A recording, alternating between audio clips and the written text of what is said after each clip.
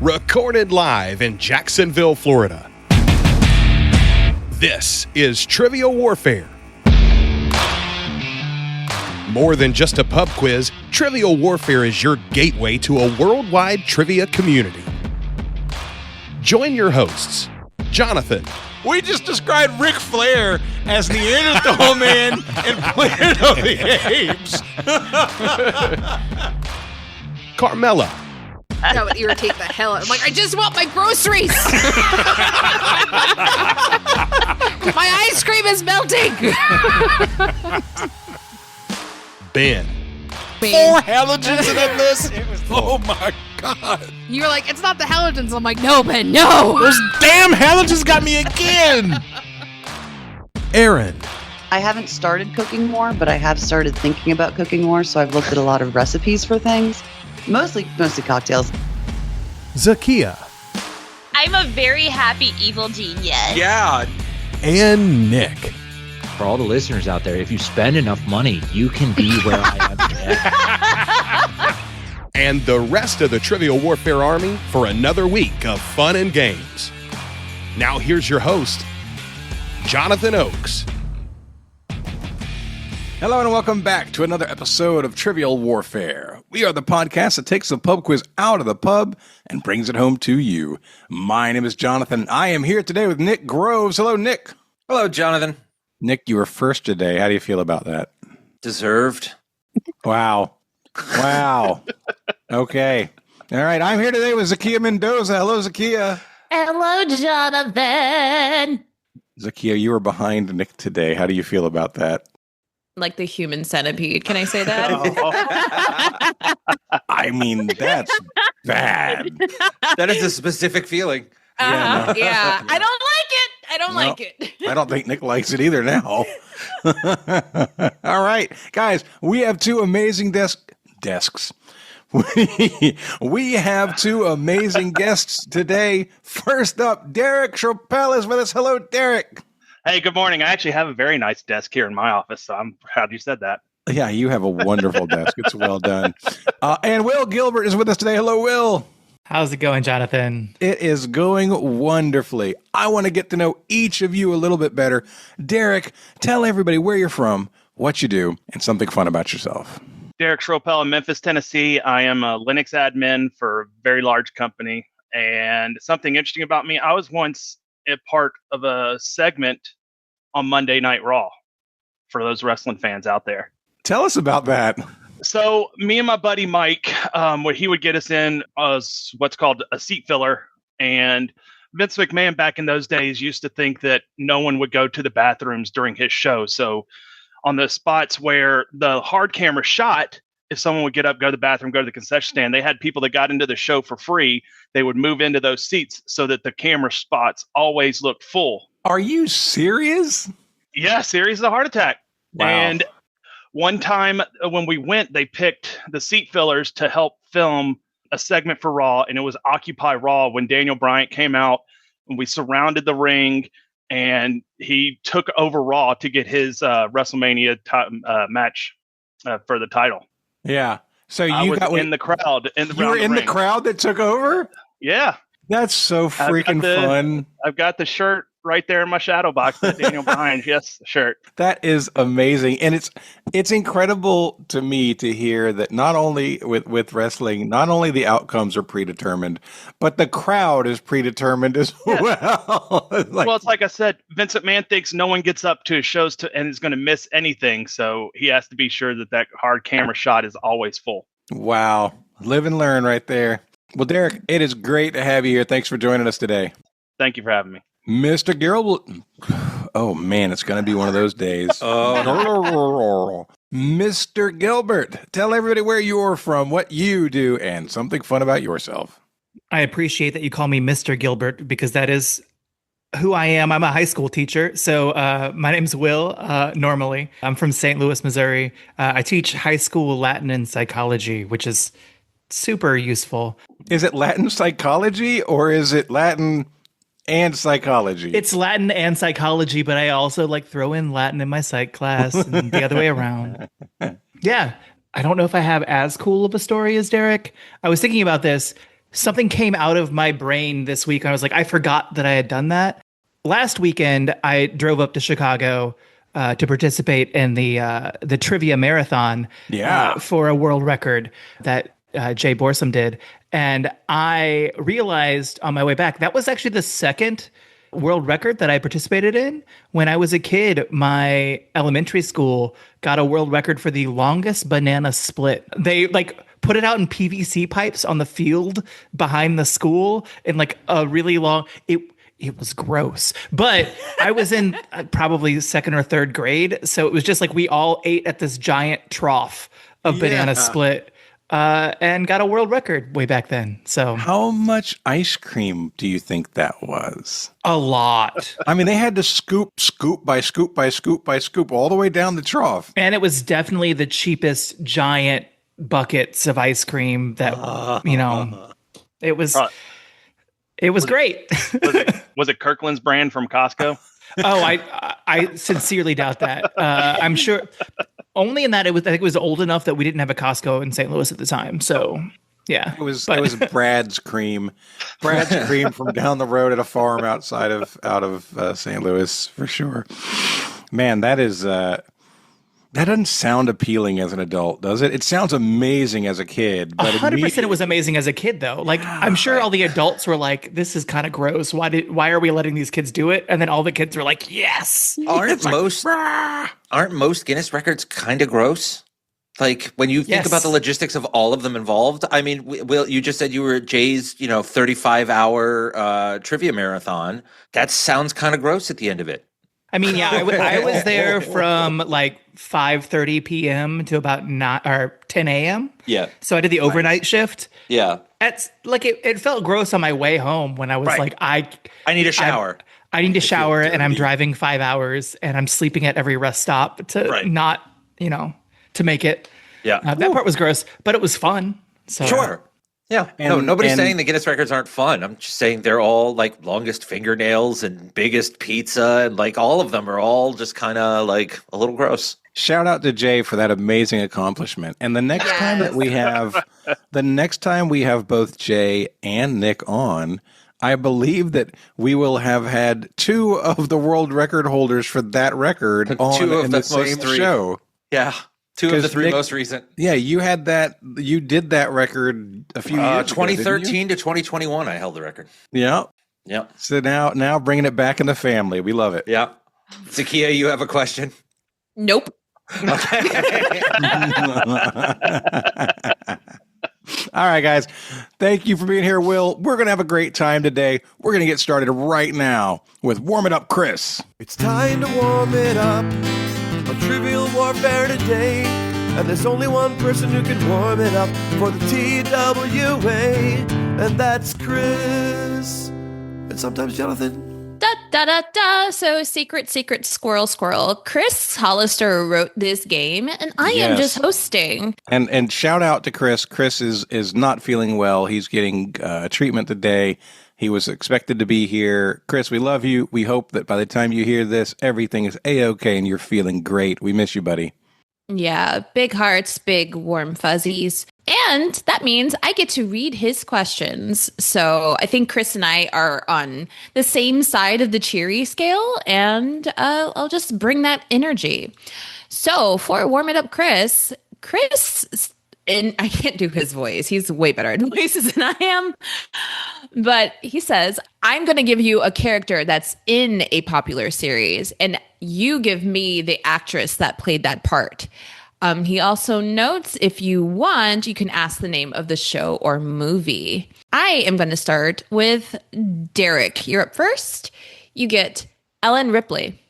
Ellen Ripley. That sounds like the main character from Alien or Aliens or any sequel after that. That is the show or movie, but what played actress? by? Yeah. Oh, I'm sorry, Sigourney Weaver. Sigourney Weaver. It is played by Sigourney Weaver. That is correct. Jonathan, I'll make you next. Hello. Hi. You get Sarah Connor. Sarah Connor. Linda Hamilton. Linda Hamilton is correct. Nice. Chris doesn't note it here, but Sarah Connor was also played by Lena Headey and Amelia Clark. and probably someone else too. So Linda Hamilton is what he had in mind, but that is correct. Nick, you're up. Buffy Summers. Buffy Summers from Buffy the Vampire Slayer is played by Sarah Michelle Gellar. Or Swanson. Or Christy Swanson. You're right. Yeah. We might need the name of the property in order to get these right. Otherwise, we can make multiple guesses. Yeah, this says Buffy Summers TV, though I think the Buffy the Vampire Slayer musical was a TV movie. Someone correct me on that, but there was a musical episode of Buffy the Vampire Slayer, which is like one of the best episodes of the show. It's pretty great. But there is a full Buffy the Vampire Slayer movie. Right. The TV was a remake of the movie. Yeah. I know that. I was under impression the Christy Swanson Buffy the Vampire Slayer was a musical for some reason. featuring Paul Rubens. Paul Rubens as Spike. Yeah. That TV show is also in like my top 3 of TV shows that I think are the greatest ever. So I do still listen to some of the music from the musical episode. It's really, really good. Will, you are up. You have one of my favorite characters of all time, Beatrix Kiddo. Got it. This is from the Kill Bills, and that's Uma Thurman. That is Uma Thurman. Nice job. We're going around the horn again. Derick, you have Xena, Warrior Princess. Lucy Lawless. Lucy Lawless is correct. Jonathan, you got Wonder Woman. Chris has one answer, but I know several answers. This would be the answer that Chris has here are the most recent Wonder Woman iterations. Gal Gadot. Gal Gadot is correct. Linda Carter. Linda Carter. Always Linda Carter. Yeah, Linda Carter is my preferred Wonder Woman. Is there another one that I should be aware of? I mean, there's the animated current one. The animated one. They had the short-lived show. Adrian Palicki was in one of the most recent shows, too. Okay. Yeah. Nick, you have Michonne. Michonne? Can you spell that? Is that French for mission? What is this? I don't know. Michonne. I know what show it's from, but I don't know the actress. Would you like the show? Sure. The Walking Dead. Oh, it's the woman with the dreads. I could not for the life of you tell me tell you the actress. I bet on your life that I don't know this. Yeah, it's not gonna happen. Does anyone else have a guess? I don't know. This is probably the hardest one on the list. Her name is Denai Guerrera. Guerrera. Gurira. So let's go on to Will. You've got Natasha Romanoff. I'm going to assume that he just has ScarJo as the answer line there. Yeah, Scarlett Johansson. Yes, he just has ScarJo here. Instead of what? The little girl that played her in Black Widow? Derick, you've got Furiosa, specifically from Mad Max Fury Road. Oh, no, the microphone just stole my brain there. I know this. Oh, I know this. Aeon Flux. I know this actress. Actress. Yeah. I love her. Just her name. She's great. She's amazing. Is she South African? She is. She is. And it's right there on the tip of my tongue. I can't think of it right now. My mic just stole all my brain points there. Oh my goodness. I'm sorry that it's there on the tip of your tongue. Right. Go ahead and tell me it. I know her name. I see it. Do you guys want to help him out? Yeah, it's right there on the tip of your tongue. Suffer. Gonna let him... I know it. We're good. Go ahead, Jonathan. Just take it. I know it. Honest to God, I was going to say Anya Taylor-Joy until you said Aeon Flux, and then I switched to Charlize Theron. No, Charlotte, that's it. I knew it was right it's there. Right there on the tip of your tongue. Oh, thanks, Will. That's a good I love a good pun, too. Golly, I knew that, too. All right, Jonathan. Yeah. You've got Jessica Jones. Jessica Jones. This is from the self-titled or the eponymous TV show. Mm-hmm. Oh, I know this person's face. Mm-hmm. I don't think I know their name, guys. What was this? Was this the lady? Wait, what happened? Clue. That's a good hint. What hint? Come on, knock on our door. Oh, Three's Company, Summers, Ritter, Jack Ritter, whatever, Rittenhouse, Ritter. Okay, so hold on, Ritter. It's not in there, guys. Was this the lady who was in Masters of Sex? Is that a different brunette? Okay, This is the B in Apartment 23. She was in Veronica Mars. Yeah. Veronica Mars, right. Yeah. Someone else who shares her first name. That is also pretty famous. Yeah. Now go ahead. Answer it for me. Kristen Ritter. Yeah, it's Kristen Ritter. I said Ritter. Yes, you did. Well, I only have to say the last name. Oh, you said a lot of things. You also said Jack. Right. That's because you didn't give me credit for Ritter, so I was trying to see what else was there. I was nodding. All right. Good to know how the game works, where we just talk out loud, and if we happen to say the word, we get credit. So, Will, there's been a lot of rule changes. Apparently. All right, Nick, you're up. You have Trinity. Trinity is the Matrix Moss. Do you have a first name? A first and middle name? I can help you with that. I should, but like Derick, the microphone is stealing my brain. But the last name is Moss. The last name is Moss. Yeah. What's it called when you take a bag onto a plane? That's amazing. When you what take is that a called, bag, Nick? You check in. You no, carry on. You don't check it. You actually don't check it. Carrie Ann Moss. There we go. There you go. solid hint. That was really good, Derick. I try. Will, you have Arya Stark. Oh God, what is her name? Mm-hmm. Okay, her first name is Maisie. Yes. Oh. Oh God, what is her last name? I really wanted to say Maisie Gray because that was. But oh God. Da-da-da. Oh, okay. I see where you guys are going. Okay, give me a moment because now I have to go through all of the options of what that is. Because her name is not Maisie, Indiana. Maisie, Indiana, yeah. Which is the first thing that Derick does also sound like gave a you city. A separate hint. Yeah, but also I was gonna go. It's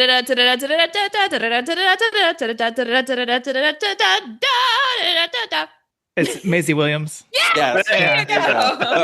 It's also just my name. That's fine. Maisie Tchaikovsky.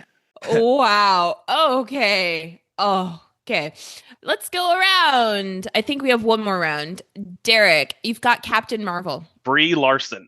Brie Larson is correct. Jonathan, you've got Clarice Starling. Oh, that's what's her name? What's her name? God, I know her name. This is from Silence of the Lambs. She was a child actress. I remember I learned of her first as a child in the very fun little kids movie Candle Shoe. I don't remember that one. Yeah, she was probably 12 or 14 at the time, but it was on Disney Channel all the time. This is Jodie Foster. She got Reagan shot. Yeah. Foster. Can you guys name the other actress that played Clarice Starling? Julianne Moore. Yeah. Julianne Moore. Love her. Nick, you've got 11. Oh, 11 is no, the British chick. What's her name? It's your prerogative to get it right. Millie Bobby Brown. Thank you. Go. Well done. Thank you. All right. And Will, you've got Sydney Bristow. Okay, I watched this entire show. And okay, so I know her name is Jennifer because she definitely was with Ben Affleck. So that was a thing. What is her last name? Which Jennifer? It's not Lopez. It's the other one. Garner. Jennifer Garner. Yeah. I was thinking about how to make a Rockford Files or Maverick. I was going to clue. say she was definitely a Maverick. That's exactly where I went with that. I don't know if I would have. I would have probably been like Mel Gibson. Like that doesn't work. Oh, yeah, you know what? He's in there.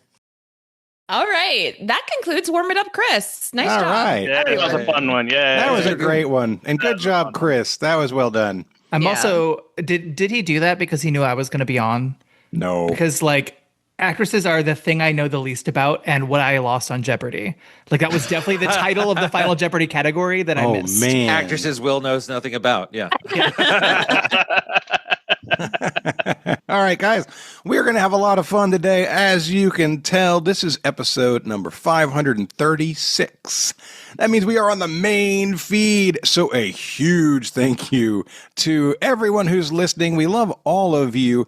We especially love our patrons because they're amazing. They get an extra episode every other week that if you're listening only to the free episodes, you don't get. You can get it, though. You just got to go to trivialwarfarearmy.com, sign up as a sergeant or higher. That's $5 a month, and you'll get access to 4 episodes a month. It is a weekly podcast, and you've been missing out, so I hope you choose not to miss out any longer. trivialwarfarearmy.com. Today's matchup, it is Will and Derick versus Nick and Jonathan. Zahkia is hosting, and it's time to play the game. All right, friends. In the Chris fashion, we have team names. So, Derick and Will, you guys are Millennium Falcon, super cool. And Jonathan and Nick, I have named you Shady Oaks, Shady Groves. Shady, thank you for that. I want to know which one of you is Millennium Falcon and which one of you is super cool. I got the Star Wars helmet. I guess that makes me Millennium Falcon. All right. I am wearing all light blue, so I feel like it kind of works. Yeah, I like it. Totally, yeah. I love it.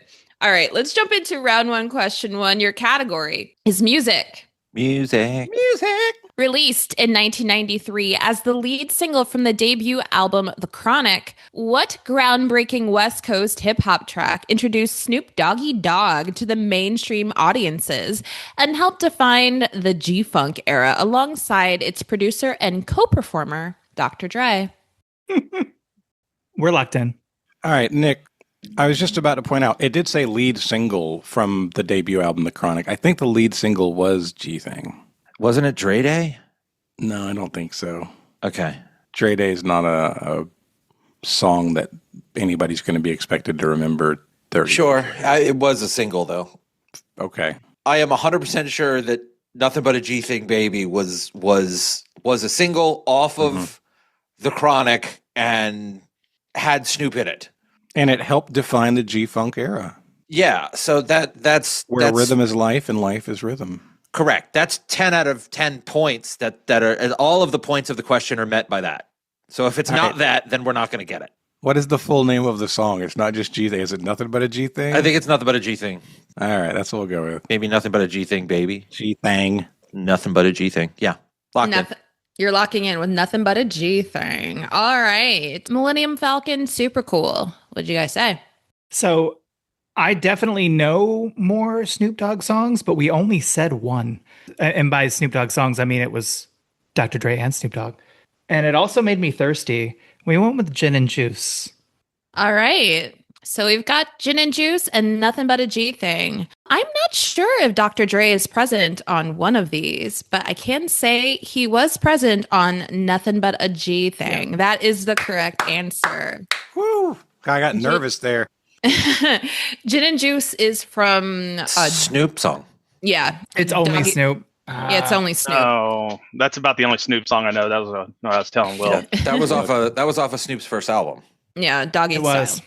Yeah. Do you know why Snoop Dogg is bad at trivia? I'm really excited to hear this. Because he's got his mind on his money and his money on his mind. That's all. That's all he man.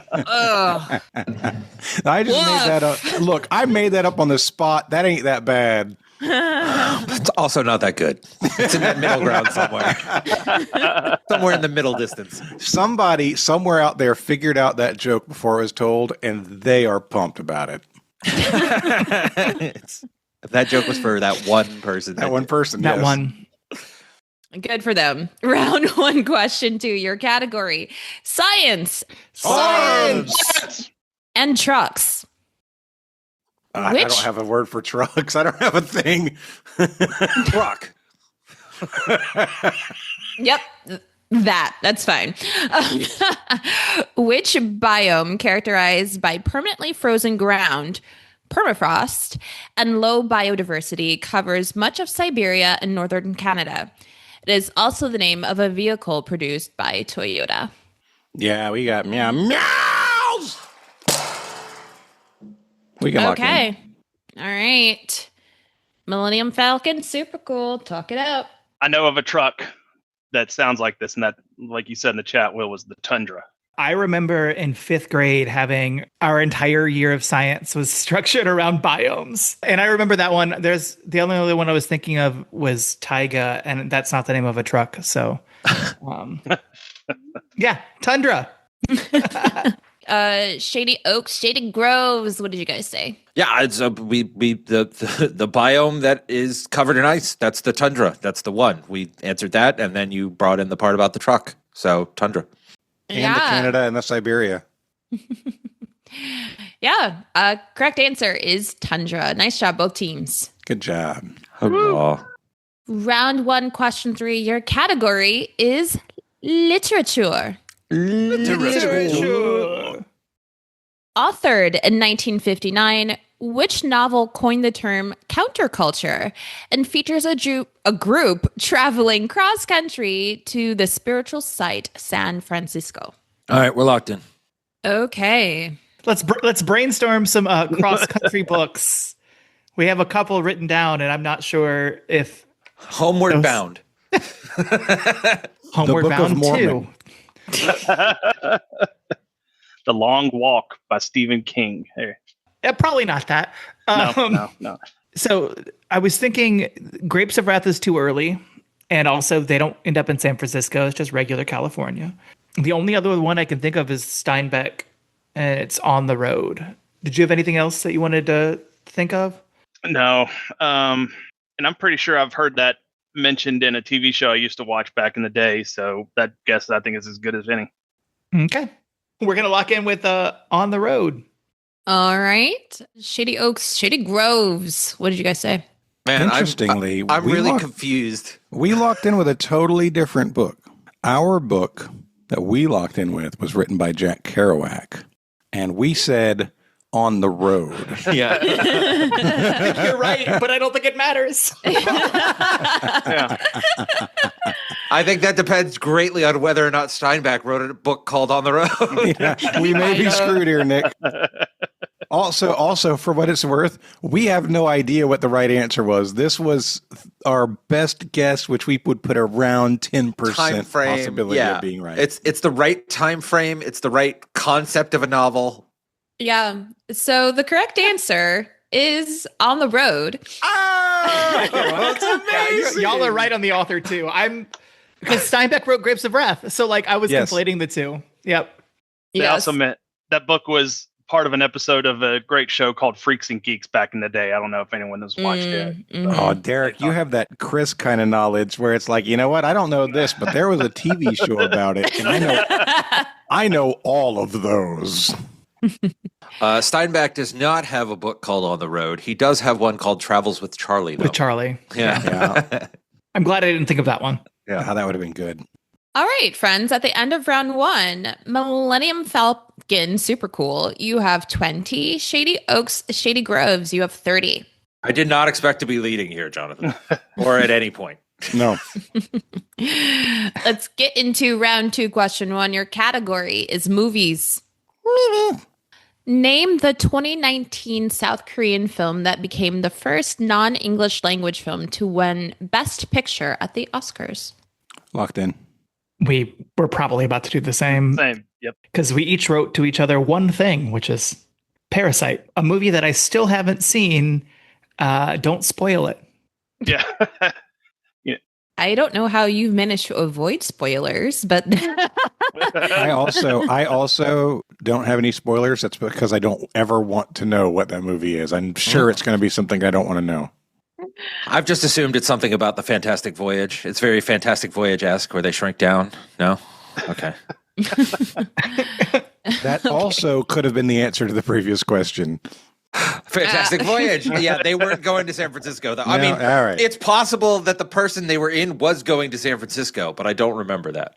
I was saying to Nick, I just watched a movie by the same director, Mickey 17, which was interesting. It's kind of a comedy. It's definitely sci-fi. It's got some good sci-fi concepts in it. I really didn't think they did as much with it as they could have, but not terrible. But anyway, I turned to Sarah when we were picking it out and said, hey, this is by the guy who did Parasite. So that knowledge was very recently in my head. It's also Best Picture Oscar winner from the last 6 years. Like, that's like locked and loaded trivia knowledge. All right. Both teams say Parasite. Your correct answer is Parasite. Nice job. Let's go. So his name, I'm trying to get it to stick in my head and I'm struggling. I know there's a bong in it. I know there's a June. I think it's June Bong. Oh. No? It's Bong Joon-ho. Bong Joon-ho. Yes. I'm trying so hard to keep them in order. I knew there was a Bong, I knew there was a June, and I could not remember the ho. But I'm pretty sure the way it works is that Bong is the family name. Is the family name, yeah. So it's Joon-ho, yeah. So because their names are reversed in Korea. So Bong Joon-ho. That's cool. Mm-hmm. Yeah. Let's get into round 2, question 2, your category, comic books. I read those. It's clobber and dime. Created by writer Robert Kirkman and artist Corey Walker, what long-running comic book series follows Mark Grayson, the teenage son of an alien superhero from the Viltrumite race, as he comes to terms with his powers and his father's dark secret? Locked in. We're locked in. I love Chris Games. Will actually just recently caught up on this show, and it's a show on Amazon Prime too, and it's really good. The voice acting's really good, but I believe this is Invincible.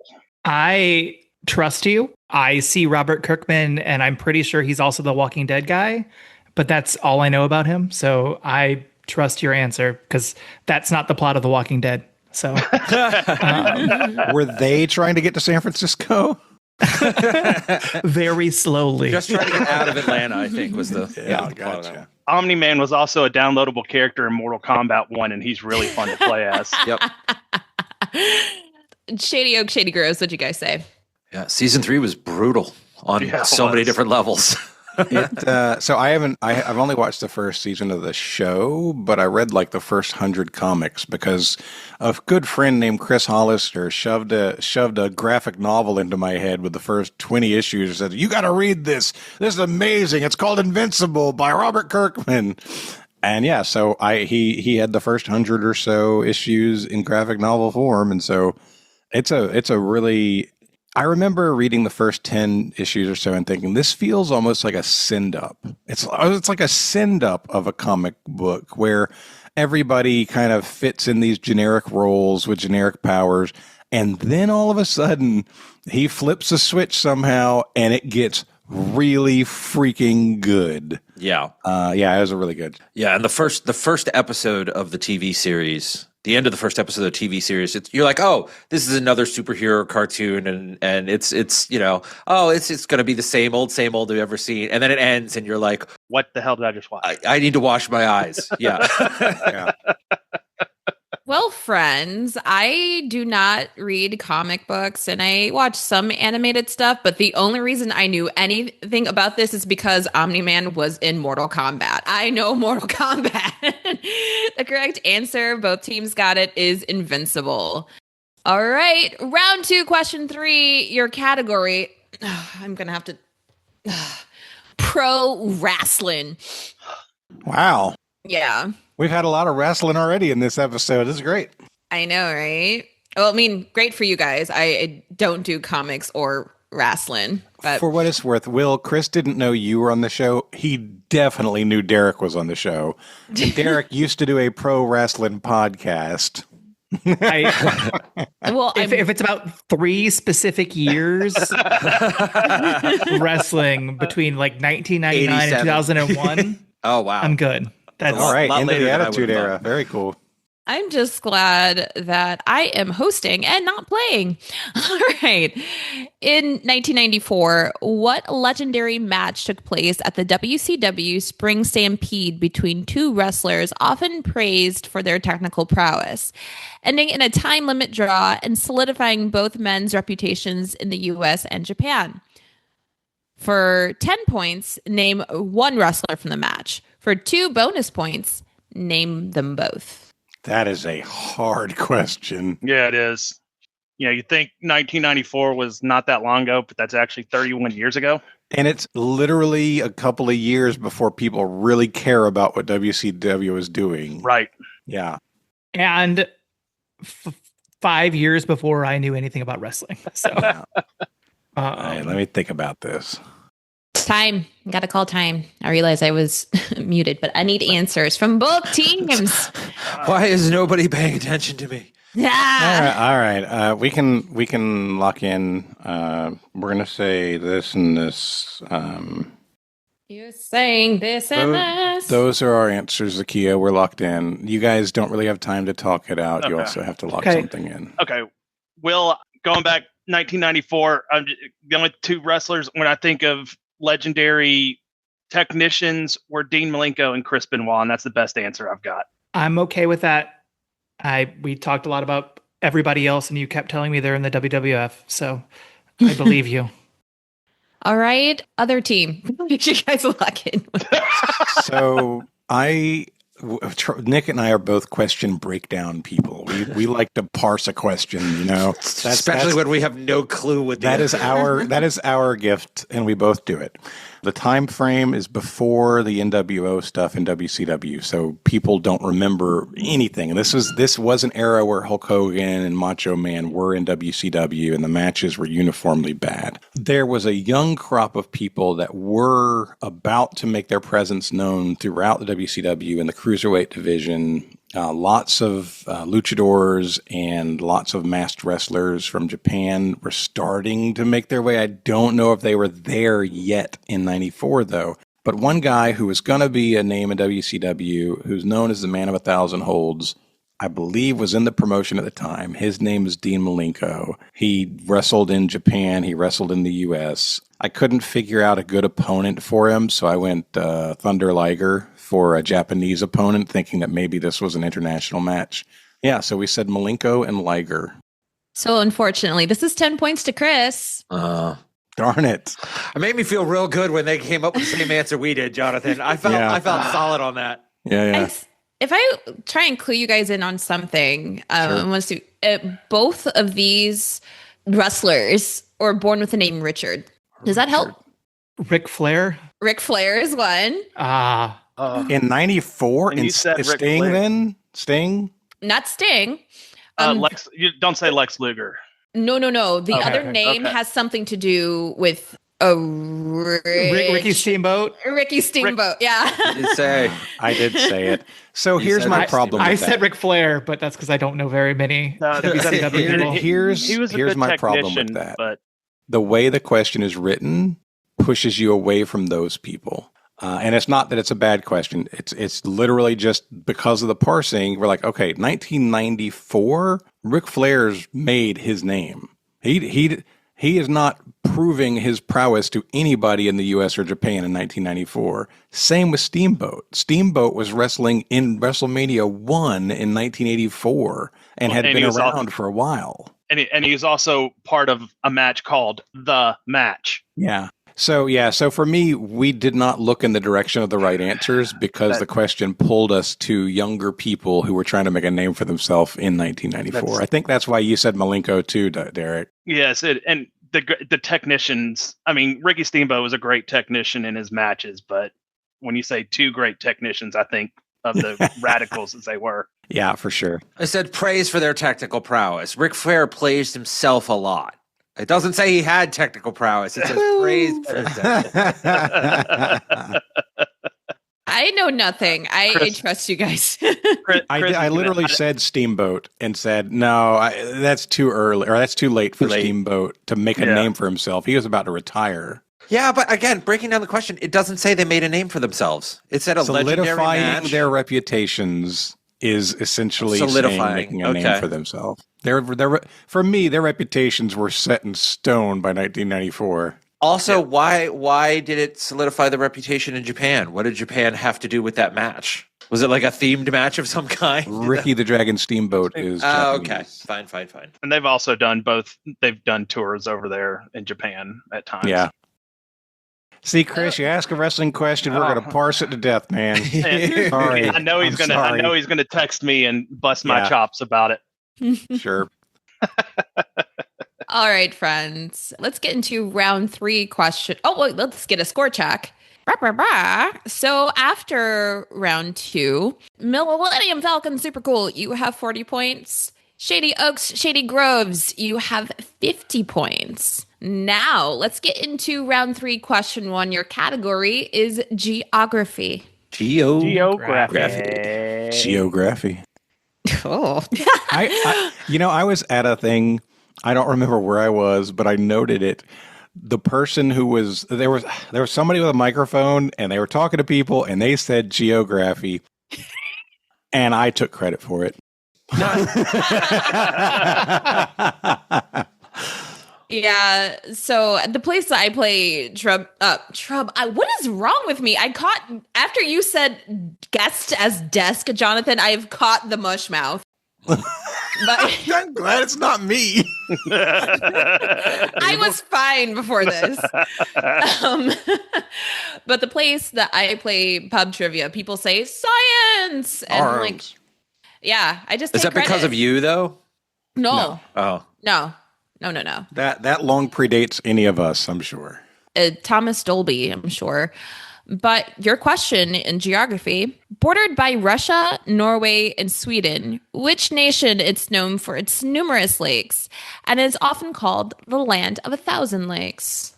Na na na na na na na na na na na na na. You had land of 1,000 dances in your head, which led to you singing that. Yes. We're locked in. It's not Minnesota, Nick. I'm telling you. Prove it to me. Prove to me how it's not Minnesota. Country. I mean, if it's bordered by Russia, Norway, and Sweden, it's Finland. That's the only possible answer. Right? And it's only barely bordering Norway, just at the very top, I think, because Sweden's Norway in goes the way. all the way over and touches Russia. It's given the reach around at the top. Oh, boy. Oh, right. Finland. Finland has no northern coast. It's completely covered. Oh, I didn't know that. That's interesting. You know what Finland does have, though? They have the North Pole. 1,000 lakes? The city called the North Pole with Santa Claus sitting that you can visit. I believe that is up north in Finland. Okay. But yeah, we're going to say it's Finland. the only possible answer. It has to be. Okay, locked in. Millennium Falcon, super cool. What did you guys say? I mean, it's not Canada. They have lakes, but Finland doesn't border Canada. Or not Finland, sorry. Sweden doesn't border Canada. So our Neither answer... does Finland. Yeah, our answer is Finland. It is the only thing that is bordered by Sweden on the west and Norway in the north and Russia in the east. Anybody know where the butter is from? Cows? My refrigerator? The Land O'Lakes butter. Is that Finnish butter? That's Minnesota. No, it's Minnesota butter. Right. See, I told you it was Minnesota, Jonathan. You never trust me. I mean, it is Finnish butter when you get to the end. When you have to do the thing. Yeah. I knew someone was going to do it. I didn't know who. I wasn't going to, but someone. I'm glad one person appreciated my joke. You got a coughing laugh out of that one. Oh, my goodness. All right. So both teams say Finland, which is the correct answer. It is the land of 1,000 lakes. The land of 10,000 lakes is Minnesota. And if anyone else has seen that Volkswagen commercial, talk to me. Round 3, question 2. Your category is world history. History. Which Egyptian pharaoh is known for attempting to shift Egypt from polytheism to monotheism, worshipping the sun disk Aten? We're going to lock in. Oh, thank God. Now we can stop typing. So I have an idea. We've been chattering with pharaoh names. Nick, sometimes you can't parse a question, so you got to parse a person, right? Sure. Chris loves Rick Riordan. Okay. Rick Riordan has a Red Pyramid series that is Egyptian mythology. Yeah, you want to go with Tuthmosis? I'm thinking of Khufu. Okay. Khufu is a lesser known, quote unquote, pharaoh. He's not one of the ones that we think of, but he was one of the most important. And I can't remember why, but he was also a character in this story. He was in the body of an orangutan, apparently. Yeah, no, I can go grab you the book if you want. So I would not be shocked. Something in the back of my head says Khufu did something important. I wouldn't hate going Khufu. I'm fine. I mean, we just. I'm actually. Ramses is the other chance. If I'm being completely honest here, Jonathan, I'm kind of proud with the number of pharaohs that you and I listed in the chat. We didn't even put Nefertiti in there. Yeah, there was. I think we got through 11 before we got a chance to start, and I'm 90% sure all 11 of them are pharaohs, except for the last one. That I think that's definitely that's definitely one. What did you put? No, Pepe. Pharaoh Bob is not really one, Nick. Oh no, Pepe? Pepe the Pharaoh? Yeah, Pharaoh Pepe? Yeah, that's definitely one. Do you want to go Khufu? Sure. All right, we're gonna say Khufu. We only wrote down 3 of them, so great job. Unless what you wrote down was Ramses 1, Ramses 2, Ramses 3. No. the 3 we wrote down were the Ramseses, and then King Tut, and then the one that I came up with, it's only because you said Aten, and which I know is an Egyptian god, and there is a pharaoh who I think is associated specifically with that god, and his name is Akhenaten, Akhen Aten, Akhenaten. I don't know why. I know Khufu is famous because he built the big pyramids for him. Yeah. The big one. Okay. That's a great reason to be an important. Yeah. Maybe they were worshiping the sun disk with those pyramids, though. Maybe. I feel like there's like a weird, because this also happened in ancient Rome where one of the emperors tried to change the religion to be about the god associated with his name. Mm. And I think that's what happened here is that Akhenaten was like, Aten, I'm named after him. Let's make him the big one. And then he died and it got changed again. That was not one of the 11 pharaohs we named. No, it wasn't. Yeah. I was going to read the list of pharaohs that you have. You've got Tut, Hatshepsut, Amenhotep, Tut again, Tutankhamun, Ramesses, Cleopatra, Pepe. But you did not what is the Pepe part of that, Nick? Hold on. Also, what's the 11 part of that? That definitely didn't add up to 11. Yeah, that was not 11. I was just trying to... Oh, do you mean... Make Will feel bad about himself? It's Pepi. Pepe Neferkare? Yes. Okay. There's actually multiple Pepes. Okay. Or Pepe, however you want to say it. Yeah. Pepe, because, Pepe is something different.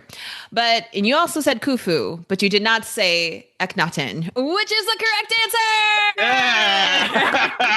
Oh, terrible Good job. Good job, Will. Yeah, nice pull. Round 3, question 3. Your category is a tribond in the category of sports ball. Sports. All right. Name Smoking the year. Indo. Sipping on gin juice. That's Laid the back. opposite feeling. Yeah. All right. Fair enough. All right. Name the year that the following 3 U.S. sports teams won the world championship for their respective league. The Anaheim Angels, the Los Angeles Lakers, and the Tampa Bay Buccaneers. And the implication of the question is that it's all 1 year that it happened? All 1 year. Mm-hmm. Okay. God, I can't type. I can type, but this autocorrect is killing me. We should write an AI song called This Autocorrect is Killing Me. I'm sure that it would be a hit. We are locked in. We've been all around the early 2000s for this. I started by saying, I feel like the Angels might be 2002. And then I was saying, 2001 feels more like the Buccaneers. No, that didn't feel right. The Lakers, I feel very sure the Lakers won in 2003 because there's a playbook in NBA 2K for the 2003 Lakers, which is usually celebrating a certain championship. And the more I think about it, the more I like 2003 for the Angels. And we just started naming the football winners, and Nick pointed out that 2000 was Music City Miracle with Tennessee and the Rams. Then 2001 was the Music City Miracle was the first round of the playoffs with the lateral. Sure, yeah, but that was right. The Super Bowl was the Rams over the Titans with the 1 yard short. Then the 2001 Ravens was definitely the Ravens beat the Bucks in 2001, I think. Derick's a huge Bucks fan, aren't you, Derick? You're a Bucks fan, aren't you? I mean, I don't know if you see the whole right side of this wall here. Yeah, that's all Bucks stuff. I was thinking that, so they probably got this. Do you think 2002 was Bucks? I don't know. I'm thinking 2003 feels right, man. 30 seconds. What are the Patriots championships? When did Brady win his? There's a lot of them. You don't expect me to name Patriots championships. No, but there was one right in there, right? I feel like 2001 was not. 2002. I bet this is one of them. No, because the Rams went back. 1990 was the Rams going back. I'm sorry, 2000 was the Rams going back. They were there in 99. And you're right. No, they did go back with Mike Martz. It was 2000 and 2002. So let's go with 2003 as the Bucs. Let's say 2003. It was there and then gone. Okay, 2003. Thank you. 2003 is your answer. Okay, nice. Millennium Falcon, super cool. What'd you guys see? Well, in the 2001 Super Bowl, the Ravens beat the Giants. Did they? Yeah. My bad. Sorry, I didn't mean to disparage your Bucks. But no, it's all good. 2002 was a very happy season for me because I'm pretty sure that's when I was jumping through the roof because the Tampa Bay Buccaneers won their first Super Bowl in franchise history. So we said 2002. So we've got But the game might have been in 2000. Wait a minute. Is this a season versus series thing? That's my worry. No, we got to go with the year the thing happened. So yeah, we're going to find out. Chris go with. Oh, you're right. And so I've got an answer of 2002. I've got another answer of 2003. Chris has the correct answer as 2002. Right, good job. Take it. Now we need to double check and see if those things actually happened in 2002. Hold on. I was living in Jonesboro, Arkansas, I believe, at that time with my dad, and pretty sure. Because 99 and 01 were the Rams. Yeah, the Lakers did not win in 2003. Super Bowl, January 30th, 2000, St. Louis Rams over the Tennessee Titans. January 28th, 2001, the Ravens over the Giants. February 3rd, 2002, Patriots over Rams. January 26th, 2003, Tampa Bay Buccaneers over the Oakland Raiders. That didn't happen in 2002, but the Lakers championship was in 2002. And what do you want to bet the Angels were too? The Angels were too. It's the 2002 season is what they won. I know. That's not what he asked, though. I know. That's the challenge. I mean, it's ambiguous. It's ambiguous. It's name the year. So it's not season year or like the year that the championship happened. But it's also the challenge is that two of them only happened in the year 2002. Right. Mm-hmm. Yeah, but the problem was we said, well, the Angels won in 2002 and the Lakers won in 2002, but the Bucks didn't. The Bucks won in 2003, and then we put it all together. No, I don't know that we did that. So we had the 2002 answer immediately. Well, we didn't know because Jonathan said 2003 was the Lakers. Yeah, I don't know. I'm open to leaving it and just letting y'all have the credit without arguing about it. I understand why this happened. The one negative I have is that what I'll hear from people is them saying, hey, your information's wrong. Yeah. And that's where I get stuck.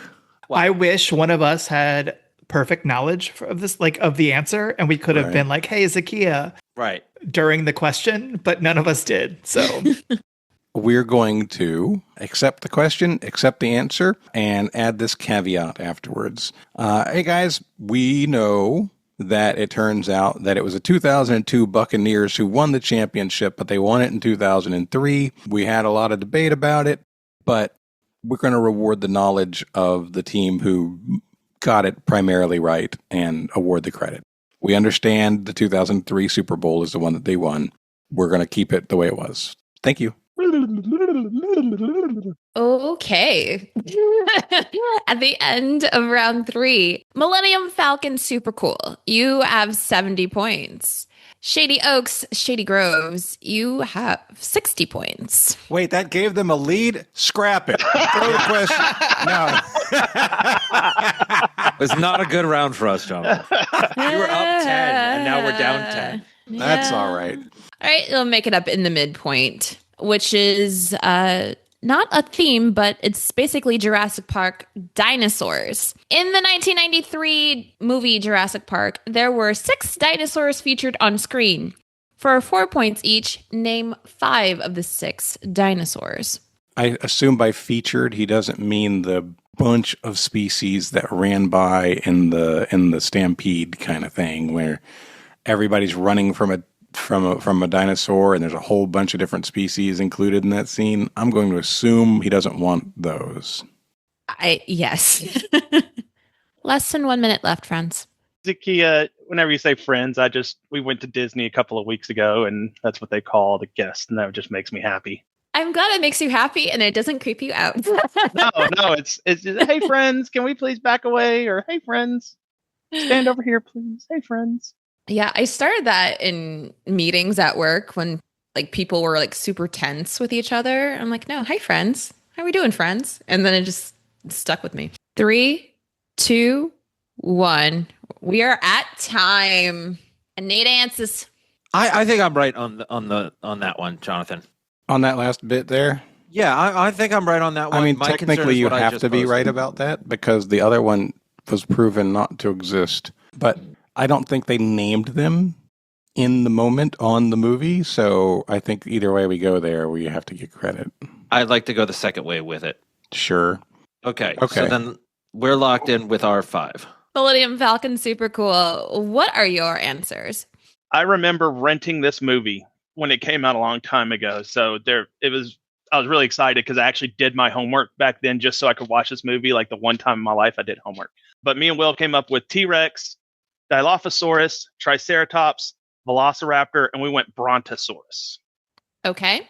And Nick, I see that you've typed it out, but you guys can just say it now. Yeah, Sorry. we went Raptor, T-Rex, Triceratops, Dilophosaurus, and then we went Brachiosaurus because a Brontosaurus isn't a real dinosaur. But we originally said Brontosaurus, and then we're like, but that's not a real dinosaur, so we went Brachiosaur. And from a ruling perspective, if that's right, both of those should be right. There's no delineation. Yeah, that's what I was like. We also had Apatosaurus, and all 3 of them are basically the same. Any sauropod, you're fine. Right. All right. So I will go with the answers that Christofori had here. Got Velociraptor. He has Brachiosaurus here. Good job with the technically right answer, Chris. Mm-hmm. Triceratops. With the big pile of poop. Mm-hmm. T-Rex. And the Dilophosaurus or Dilophosaurus. That's so good. I can't believe you remember the name of that thing. It's the spitting one. Oh, I know. Yeah, I could describe it. Yeah. Yeah, that's when the dude from Seinfeld got it right. Yeah. Newman. Wait, wasn't there another one though? We only had to answer 5, but There was only one 6. guy from Seinfeld in the movie. Yeah. What's the 6th one? Yeah. What is the 6th one? Is it a pterodon? Is it the pterodactyl? I was asking if there was a flying pterodactyl out there. Definitely wasn't one featured. I thought there was because then they compared it to the bird at the end of the film. It's the Velociraptor is what they compared. What Sam Neill thought was a bird could have been a bird, but the pterodons I don't think were until Jurassic Park. No. When they're fly, I agree that the pterodons weren't until the second. Is one. the answer just a pelican? Alligator. It's an alligator.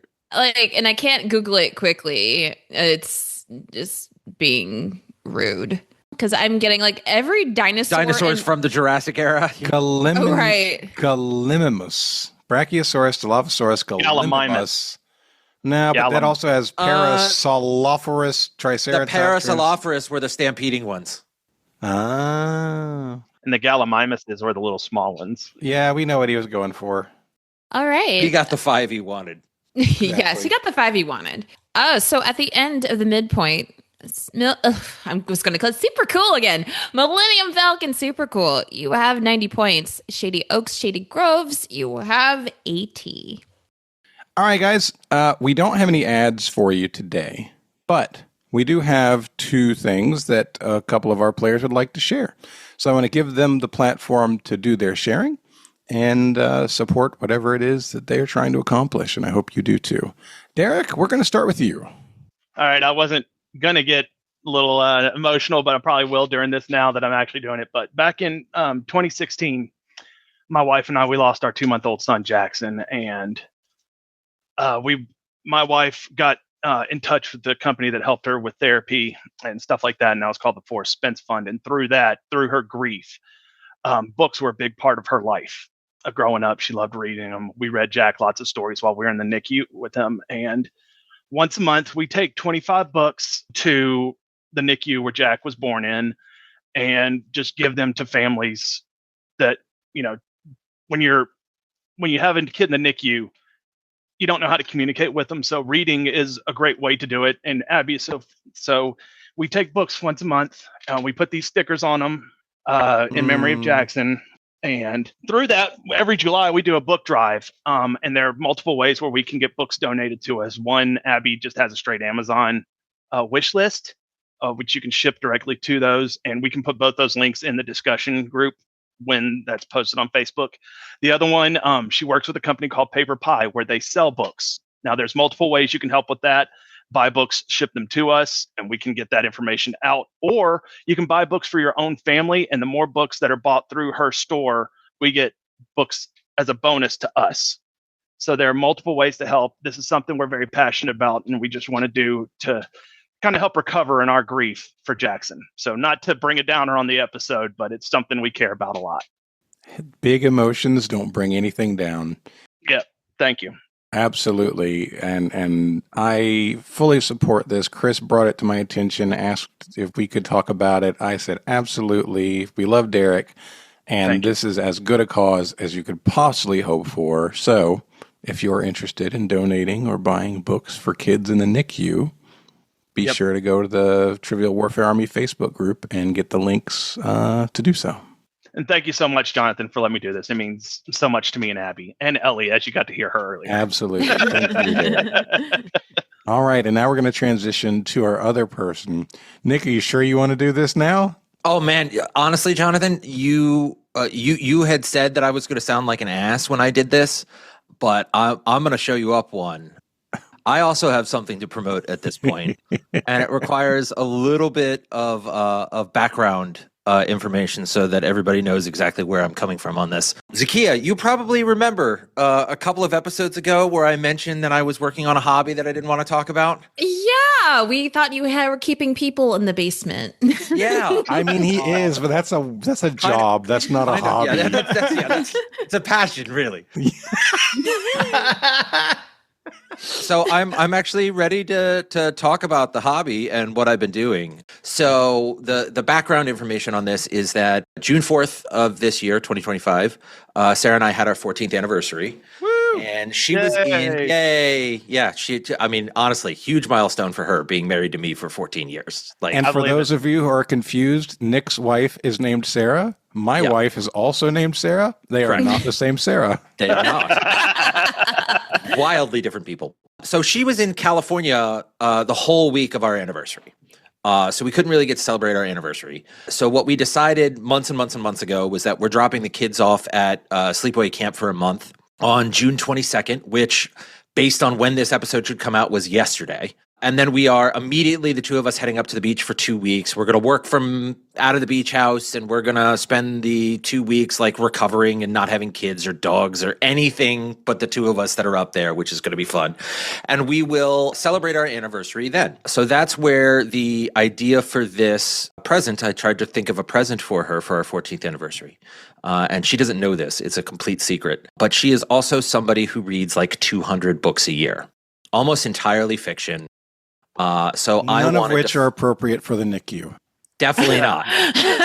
So what I thought would be fun would be find some like indie author that wrote a book that we could support. And we had these conversations about how we never get to discuss books together because she'll read like Throne of Glass. And then 2 years later, I'll read it. And she's like, I don't remember anything that happened. We can't talk about it. Or I'll read, ACOTAR. And then we can't talk about it because she remembers vibes. She reads for vibes. So we can never have these discussions. So I thought it'd be fun to find a book that we could sit down and support an indie author and discuss the book together. And it would be like a beach read romance that we could both go through since we were at the beach and it just seemed right for the themes and the vibes and all that stuff. So that's what I wanted to start doing. So in March, I changed the plan and I decided to write her a slow burn beach read romance novel. Oh, Lordy. It's going to be published yesterday. It's called Pulling Threads. She has no idea that I've done this. Oh my! Nick's pseudonym is Isla Blake. Isla Blake, yeah. Isla Blake, ISLA Blake. Which was randomly generated, how I came up with that.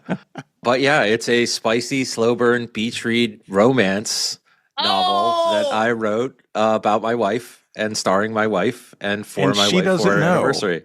And so you're going to give it to her and have a copy so that you guys can read it at the same time and talk about it. Yeah, the concept is that, here's a book that we can read together. It's a beach read romance. And then she'll start reading it and hopefully gradually, if not immediately, realize that it's about her.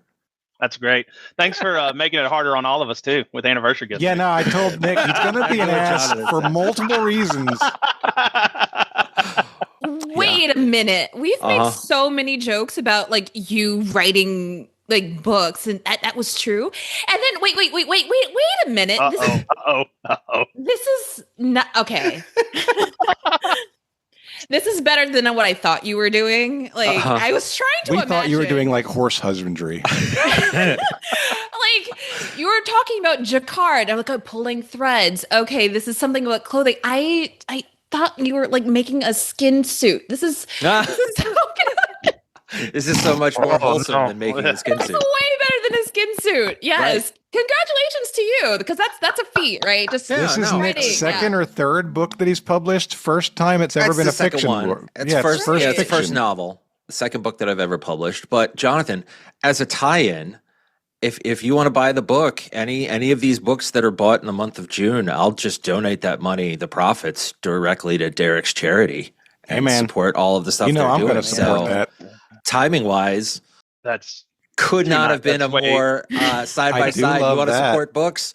Buy this smutty romance novel and make it donate books for kids. And just remember, as you're reading the smutty romance novel, that Nick Groves wrote it. That's scary. Like, I don't know if I can read. But buy it anyway. Make Isla Blake a bestseller. Yeah. And let us use that money to go towards Derick and the charity that he's doing with the NICU. Honestly, I get like $5 a book from every book that's sold either on Amazon or Kindle or something like that. So if we were to sell like 1,000 copies in the first week or so, that's $5,000 that goes to Derick's charity. That'd be pretty huge. That'd be really huge. That'd be a lot of books. Derek's like, books. Maybe not quite 5,000. I don't have enough room in the house for the storage of said books. Hey, $5,000, I'll find storage. That's no problem. Yeah, that's good, man. So Pulling Threads by Isla Blake. Pulling Threads by Isla Blake. It's on Kindle and Amazon. There better be a skin suit in there, Nick. There's no skin Nick. suits. Like Derick said, way to show the rest of us up. By the way, just for the 5 of you, Sarah still doesn't know about this until I give it to her on the 22nd. So yeah, don't say anything. And she won't hear it on this show because she's gonna be on the beach.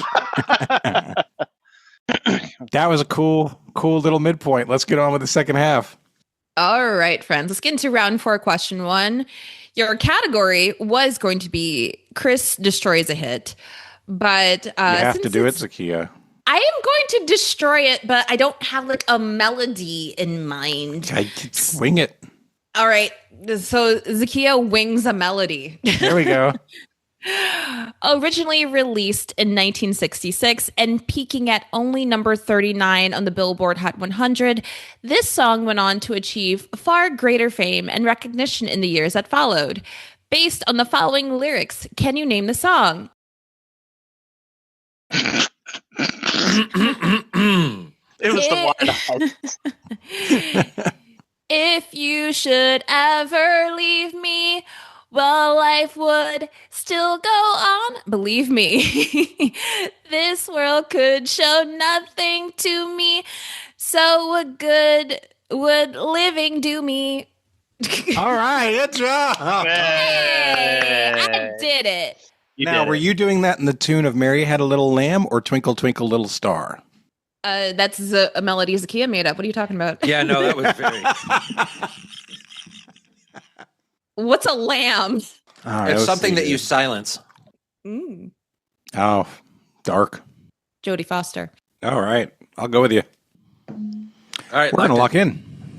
Okay. Well, I was born in 81, and 1966 music just isn't really in the old wheelhouse. This song, some of the lyrics look familiar, but Yeah, I mean, I'm younger than you, so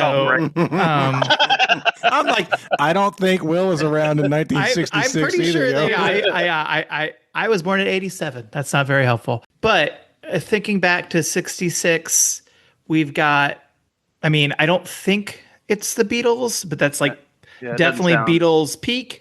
Yeah. Era was right then. Stones. I'm trying to think of this song as not Mary Had a Little Lamb. Difficult. It worked. What's right after this? I mean, me and my mom used to love listening to the Beatles back when I was riding around with her before I got my own car. And none of those lyrics are Beatles to me. Oh, no. This is on Pet Sounds. This is from the Beach Boys. If you should ever leave me. Yep. What life would go on, believe me. Yep. And Brian Wilson just passed away. Right, too, that's 100% what was in my head. Now, what song is that?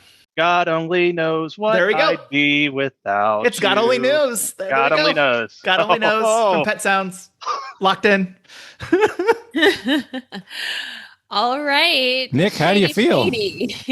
I'll tell you exactly how I feel, Jonathan.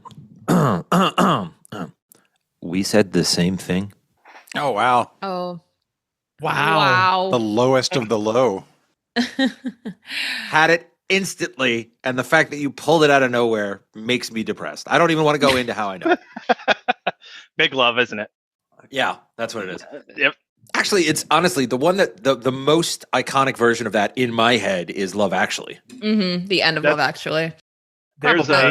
There's a barbershop quartet version of it in BioShock Infinite that is really good. It's so good. Yeah. I will say, Derick, thank you for singing it because I can never really get the melody on that. Like, I know what it sounds like, but I don't know if I can replicate it correctly. It's kind of tricky.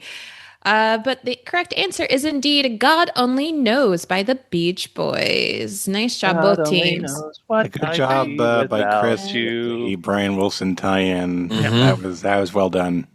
If the clues were a little bit better, we could have. That would have been a solid Sherlock possible. Yeah, I haven't had any chances instead of just really. like music. Like if there had been a little something, it's like, well, Brian Wilson just died. What if we go with this? Yeah, but then it would be Sliced Down instead. That's true. That's back-to-back days. Yep. All right, let's get into round 4, question 2. Your category is science. Science. Named for its ability to twinkle under UV light, what mineral is composed of aluminum oxide and is second only to diamond in hardness? I can't type. We're locked in. Okay, super fast jellyfish. Or Millennium Falcon, super cool. Super fast jellyfish. What is that? It is a Gorillaz song, and it just like my brain is gone. No. From now on, you need to Benedict Cumberbatch this team name the rest of the way.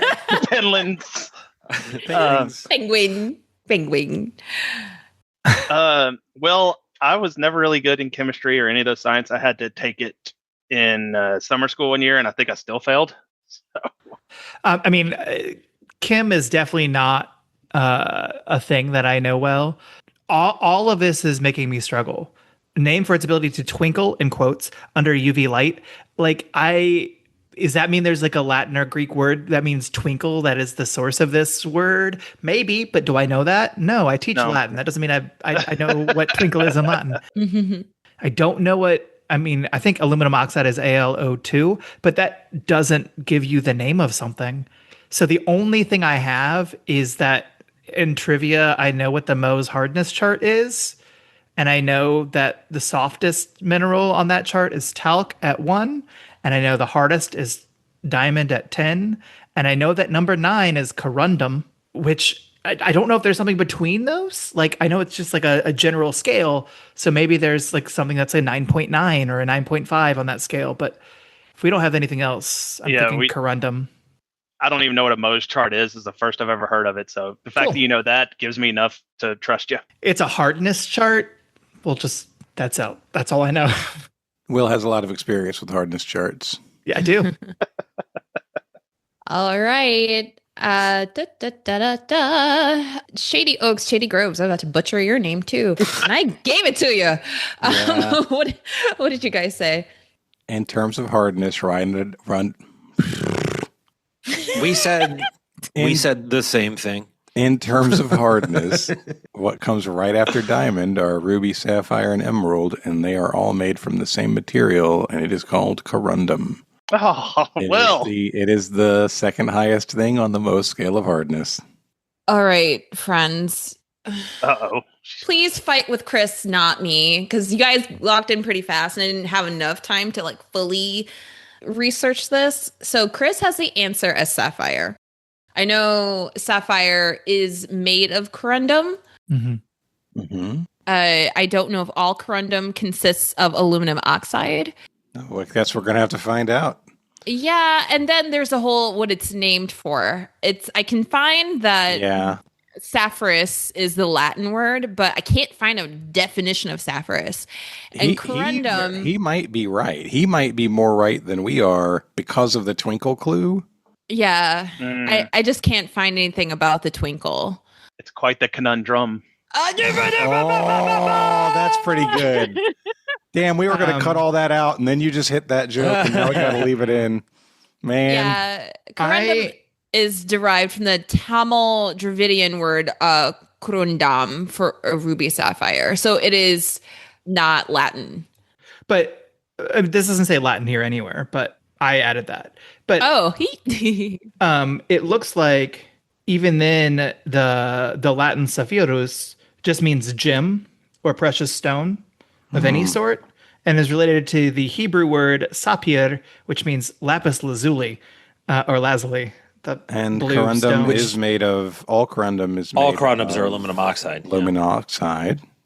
And in terms the real problem that I think I have, and I think we are going to have to either give credit or throw it out, but I would lean towards giving credit, is that when you say second only to diamond in hardness, you're bringing in the Mohs scale into the question, and corundum is the word that's on the scale.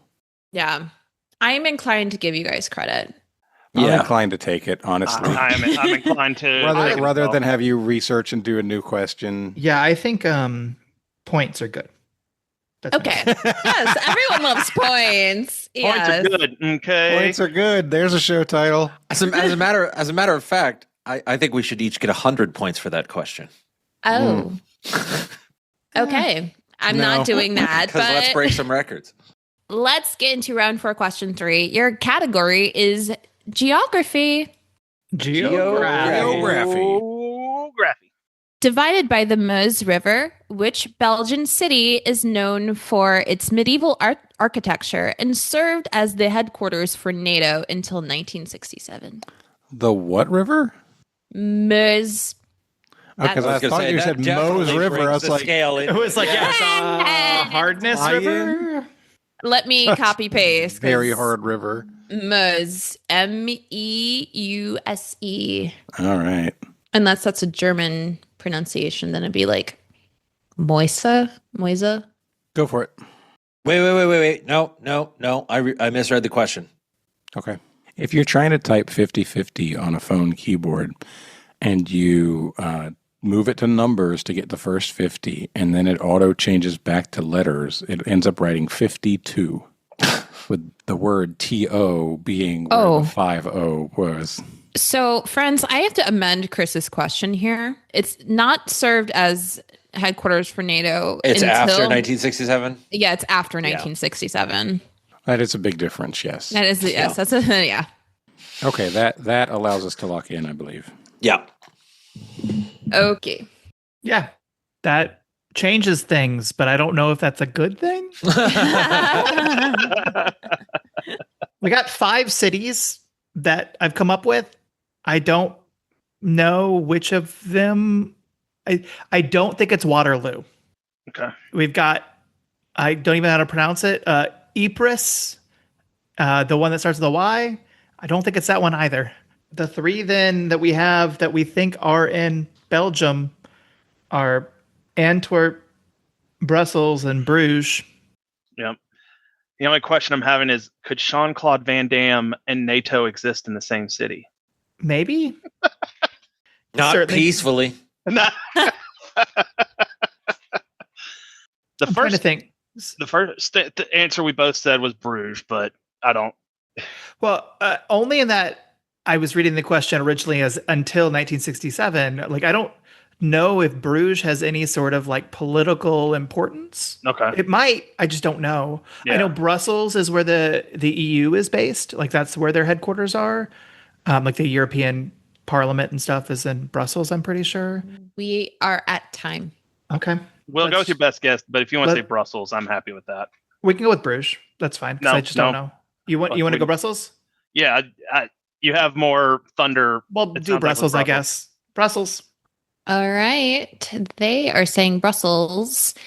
Shady Oaks, Shady Groves. What did you guys say?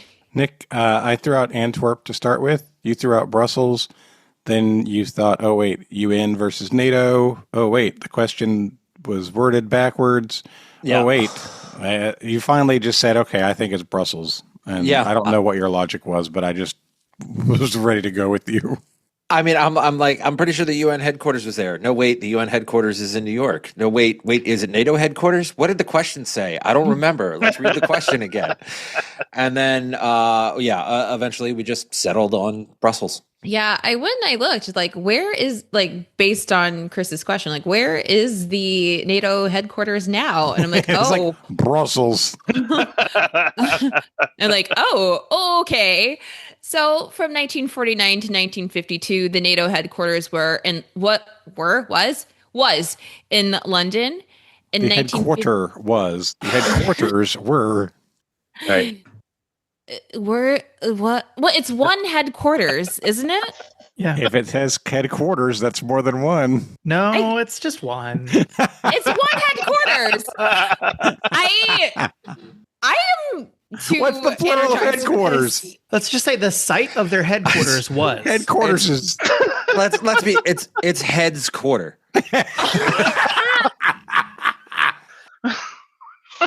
Headquartery. Oh, All right, I'm The sorry. HQ was. all right. Yeah. Oh my goodness. From 1952 to 1967, it was in Paris. And from 1967 on, and the correct answer here is Brussels. All right, we got There you go. There you go. Good job. That was all you.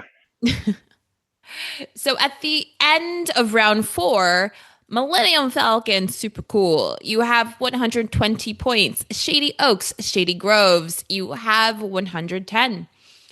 Let's get into round 5, question 1. Your category is movies. Movies. In the I had a 20 hiccup in the middle of my move. That surprised me. Yeah, I'm not. In the 2014 biopic, The Theory of Everything, Eddie Redmayne earned an Oscar for portraying which renowned physicist who contributed to our understanding of black holes?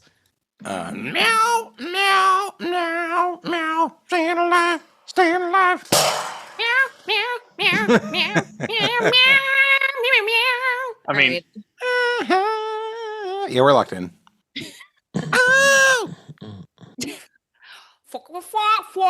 Okay. Let them talk. I also kind of wanted that to like transition to like a bridge where there's a cat coughing up a hairball. Like I feel like I can imagine the different sounds this cat makes. I go meow. I go meow. Yeah, this Eddie Redmayne is an amazing actor, and he was definitely Stephen Hawking. For sure. All right. So they locked in pretty quickly with Stephen Hawking. I had a typo in my chat. I was saying Hawking, and I typed Hawkins, which is a different name, but it was definitely Stephen Hawking that we were trying to answer. So both teams say Stephen Hawking. Correct answer is Stephen Hawking. Nice job. Huzzah. Round 5, question 2. Your category is literature. Books. Okay. How many volumes are in Marcel Proust's novel À la recherche du temps perdu in Search of Lost Time? We're going to nail this.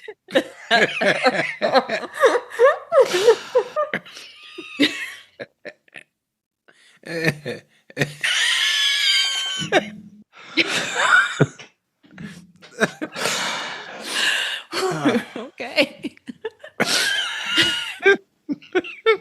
Oh, the reveal on this is about to be wild. Okay. Sure, we're locked in. Okay. All right. So I like your answer, Jonathan, but I don't.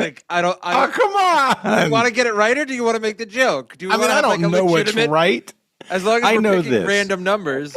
I know this. She reads the question and she says, "À la recherche du temps perdu," and I'm like, "Oh, this is French. Perdu, pain perdu. That's French toast, right?" This title either has French or toast in it. Yep. And then she says, "In search of lost time." I'm like, well, where the hell is the French or the toast? And then Nick, he starts logically breaking down the question, and he's like, no, volumes like books, like in a series, yeah. A book series could be 7. 7 is a great magical number. And then I realized volumes. What if the volumes went up to 11? Right. It's right there. We already know the answer. Right. Yeah. So those are my best options for you. Either French toast or 11. I'm partial to French toast, personally. I think we go with Millie Bobby Brown. That's your prerogative. Yeah. Oh, nice. We're literally just picking a number of books that were in this. But do you think this is a ridiculously high number? I don't. Okay. I think this is a time frame and a time period and a person where it's like the 7 layers of hell, the 7, the 7's a magic sins. number.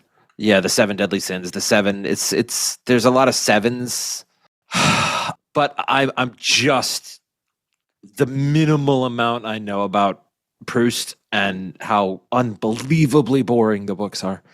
I'm just picking a number. 3. I'm fine with it. 2, 1. No, none Pick of those. a number. None of those. Go 7. Locked in. You're going 7? Yep. Okay. Super time. Super cool Millennium Falcon. So I know a fair amount about this book. Oh. It's also called A Remembrance of Things Past. That might be what you've heard of instead. That is. That doesn't mean that I've read it. I know that I even mentioned, I was like, it's about a pastry. Like there's one specific. Is it French toast? No, it's not. It's a Madeleine.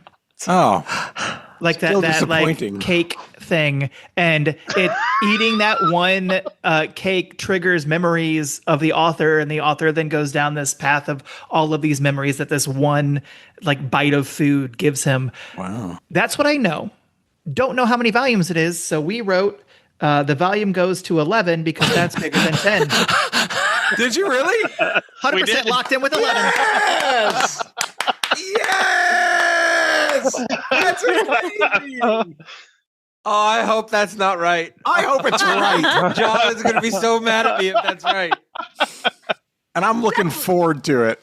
I told you the reveal was going to be wild because both of you were talking about like pastries and sweet things and 11. I do have a correct answer. And I hate to make Nick Groves' day, but the correct answer is 7. Hey, that's all right. That's all right. Good job. Jonathan, we got points based on nothing. No knowledge. I would have enjoyed it more if the answer was 11. Yeah. I probably would have known if I would have had my piece of cake today. Yeah, right. For sure. You would have remembered. I was just like, wow, Chris just handed that question to you with no cluing at all. Just take it. It's But late in the game. All right. Round 5, question 3. Your category is philosophy. Philosophy. I was going there, philosophy. Thoughts.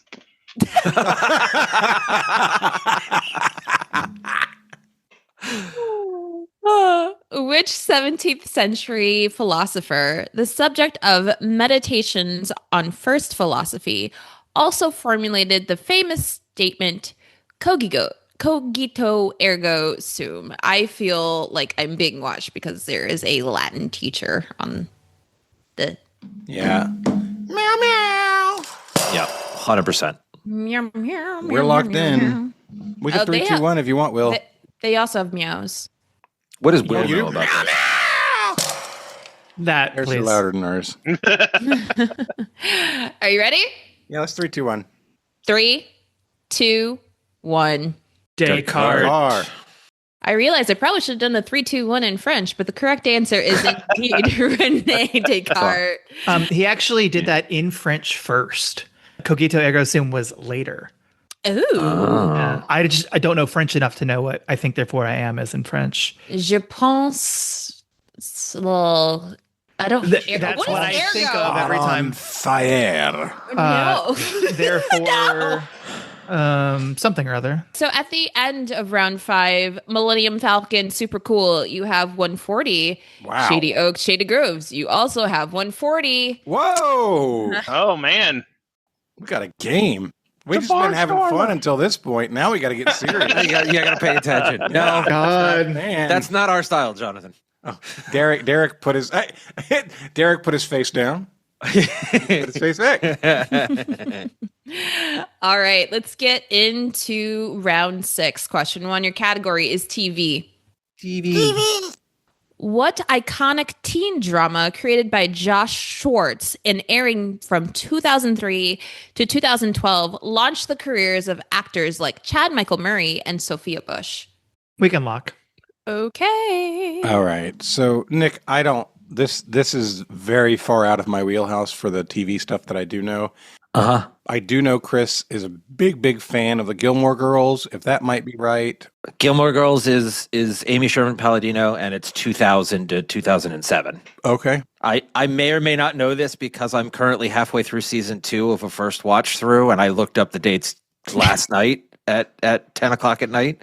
Okay, so it's I think not we can that. successfully put that to the side. Do you know what it is? Chad Michael Murray is Gilmore Girls. It's also the OC and Gossip Girl, which may or may not both be Josh Schwartz. Zahkia had a weird reaction when you said Gossip Girl. Like her eyes said to me, he is? Isn't he? I don't know, dude. I don't even think know it's who the this OC. person is. I think it's the OC. I think we go with the OC. The first two things I said were Gilmore Girls and the OC, so I'm fine with that. Right. Unless you want to go Gossip Girl. Let's go with the OC. Okay. Because Gossip Girl... No, because Gossip Girl and One Tree Hill, One Tree Hill's a spinoff of Gossip Girl. I don't know what I'm talking about. I don't know if you do. Let's go with the OC. Do you want to go Dawson's Creek? No, definitely not that. All right. Pacey's not in this question. Pacey's not in this question. Gotcha. All right, we're going to say the OC. So they are saying the OC, Millennium Falcon, super cool. Do you know why my face twitched when they said that? It's okay if you don't. Hell, Sure. I remember my wife doing this watch through, and if she was working or at home and I was working from home, I'd come down and she was watching the show. But I'm pretty sure Child Michael Murray's big break was on One Tree Hill. I'm hoping it's not Gossip Girl because I know my wife also watched that. But we locked in with One Tree Hill. Okay. Yeah, my face twitched because there's only one show that I know Chad Michael Murray from. And he did one movie. That was Cinderella Story with Hilary Duff. And the show I know him from is One Tree Hill. Who am I conflating it with? I don't know. That's what I'm trying to figure. One Tree Hill? The answer is One Tree Hill. And I think Sophia Bush was on Gossip Girl a little bit, but I could be wrong. I didn't watch it. I didn't watch Chad Michael Murray was definitely on Gilmore Girls, apparently. Right. I've just looked him up. Never seen this person before in my whole life. Yeah, no, he's the prep school, the Chilton prep school. He played Tristan Dugray on Gilmore Girls. But Yeah, Sophia but that's Bush not was long. not on. But Sophia Bush was not on Gilmore Girls. Yeah, well, no, we're not questioning the answer. Oh, okay. Yeah, no, we're definitely There's not no right. doubt. Gotcha. We know this is right. Chris knows his TV really well. Right. Yeah. Was he in the OC? No, that He was not. Benjamin. No, but he was on Dawson's Creek. Was the OC Josh Schwartz? Actually, He was in Dawson's Creek. Son of a gun.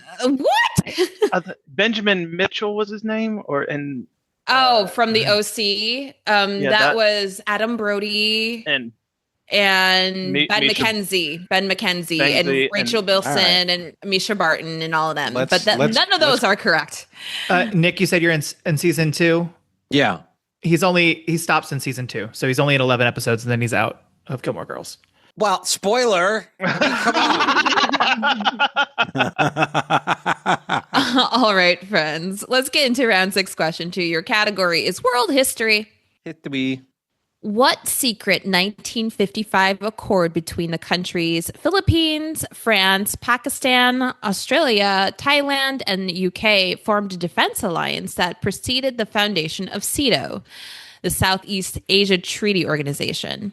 It was named after the capital city of one of the signed countries. And I'm going to be gracious Mendoza here. And if you just give me the name of the city, I'll take it. Can you I post thought a that's question? what you were asking for. You got to. No, it was the Secret Accord, is what. Okay. For. Apparently, it's named after the capital city of one of the signed countries. We can lock. Oaks and Yeah. Groves, talk it out. So, Jonathan, I'm pretty sure that Bangkok is the capital of Thailand. What is Phuket the capital of then? If it's the capital of anything, because God help me, I'm struggling lately with capitals. Phuket is in Thailand, but I don't think it's the capital. I think it's just Okay. northern I will city? take your word for it. I'm certainly not going to argue about it. Yeah.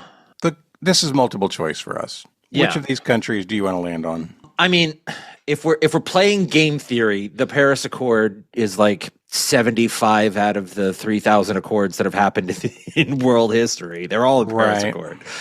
On the other hand, if it's preceding Southeast Asia Treaty Organization, think they do Paris it in Accord, Southeast not quite Asian. You think they would do it in Southeast Asia? He's got the Philippines first, so Manila sounds like a good I can dig option. it. For no other reason than he's got the Philippines first. Why would this? It's a weird order. There's nothing to the order. It's weird if you think with a Western country bias, for sure. Yeah, I mean, Philippines are very clearly in Southeast Asia. If you sign it there, that makes sense. I'm fine. I mean, with it. it's the largest country in Southeast Asia, isn't it? Both by space and by Indonesia. population. Indonesia is in the top 10. Oh, We're going to say Manila. yeah. Oaks and Groves say Manila. Millennium Falcon, super cool. What'd you guys say? MFSC. Manila sounded correct with me, but Will, I think, has a little more better thoughts than I do, and we said Canberra. Okay. It was one of the 6 options. It's out there. Yeah. Both cities given are in the correct location. Both are capitals. Both are capitals. Geographically, we nailed it. Yes, you did. Just by avoiding the ones we weren't sure of. Yes, and Phuket is not a capital. It is an island. It's like a resort island. So Bangkok is the capital of Thailand? Yes. God, I gotta remember that. How do I not know that? after Islamabad, this the capital of Pakistan. Did I get that one too? Yes. Yes. Hey! Let's say, but you guys know the capitals of France and the UK. But the correct answer is Manila. Yeah! Good job. Good job. Yeah, if I had game theoried that, thinking about like he might have just gotten that list straight from the Accords, and they probably would have written the host name first. Ooh. Exactly. What's the reason for that order? Why did Chris put that order? Because he it's a good wrote question. it straight from the book. All right, friends, we're tied up going into the last question in round 6. So, round 6, question 3, your category is sports ball. Sports. Which team made the biggest playoff comeback in NFL history by defeating the Houston Oilers in 1993? Meow meow! We can definitely lock in. All right.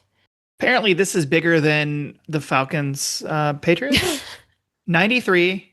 That's the Oilers are AFC. Yes, they were the Houston Oilers at that time. Yeah, Oilers. So that means this is going to be an AFC team, probably, that did decently enough. I mean, you got the Broncos back then. Do you remember this specifically? Okay. No, at 93, I was out actually playing football with my friends, not actually sitting around watching it. We're running around hitting each other as hard as we could because we were dumb kids, which probably affects my memory of this question. Probably not the Chiefs. Probably not the Raiders. Maybe though. Probably not the Chargers. Probably not the.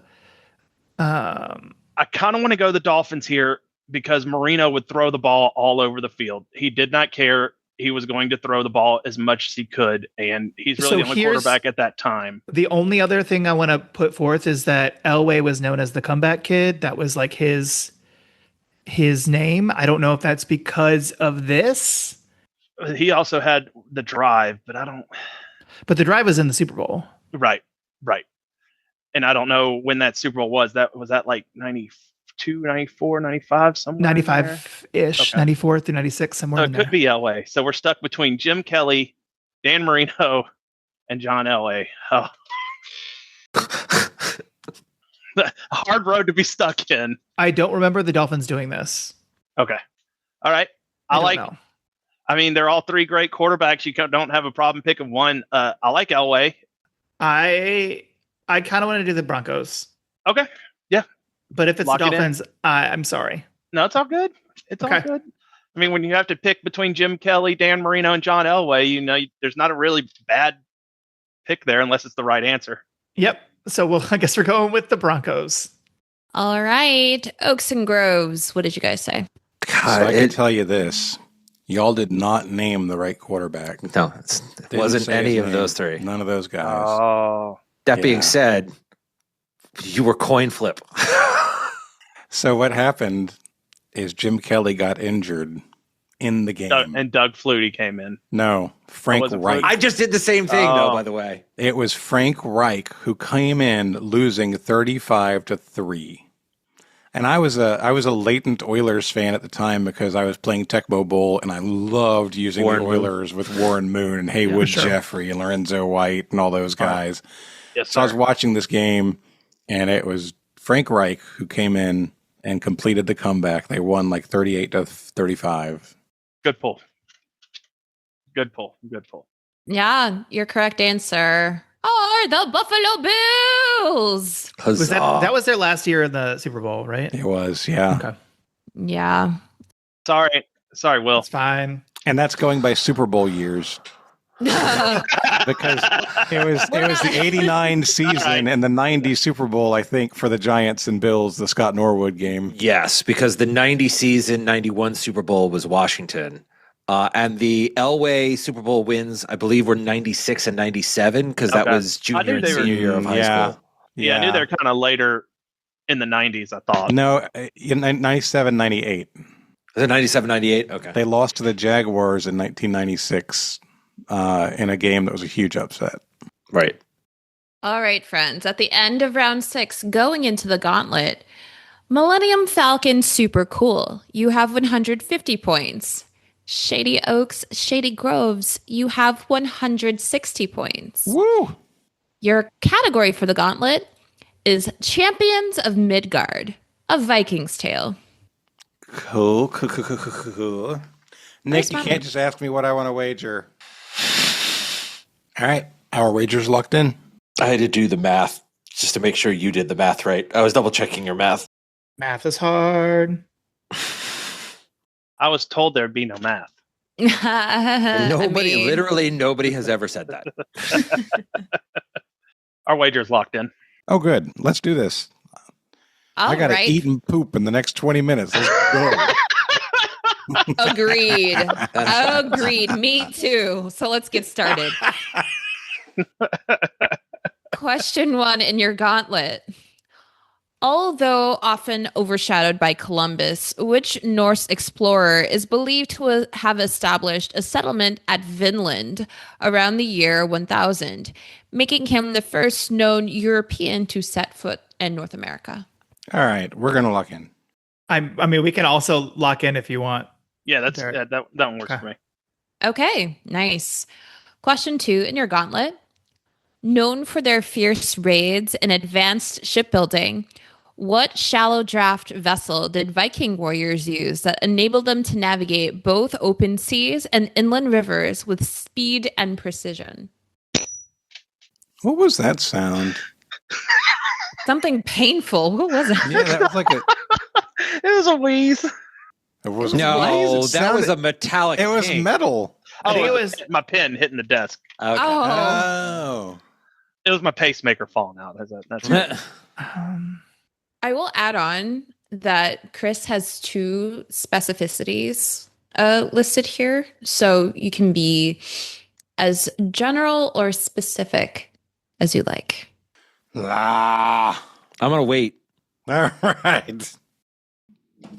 We're locked in. I came up with nuclear vessels, but I don't think that's right. I don't think so either. Nuclear vessels. My first thought was like they have their ship's called barks, which I didn't say out loud or put right in the chat, but that's like a ship that goes on the river. I don't know what type the Viking river cruises use, but it might be that. Norwegian cruises. I know that Roman ships were called triremes, but that's not right here. We could do what Forrest Gump said and say, real big boat. I wrote big old boat is my first thing written down. I don't think that's right either. I don't think so either. Can you think of like at different theme parks? There's that big ride that has the ship that goes back and forth. Is there a Matterhorn? Is that it? No, that's that's a ride. Oh, you're thinking of the Flying Dutchman. Is that what that is? No, I know what you're talking about. That's the Flying Dutchman. It's got Dutchman. different names, different places, and I was thinking maybe one of those might jog our memories.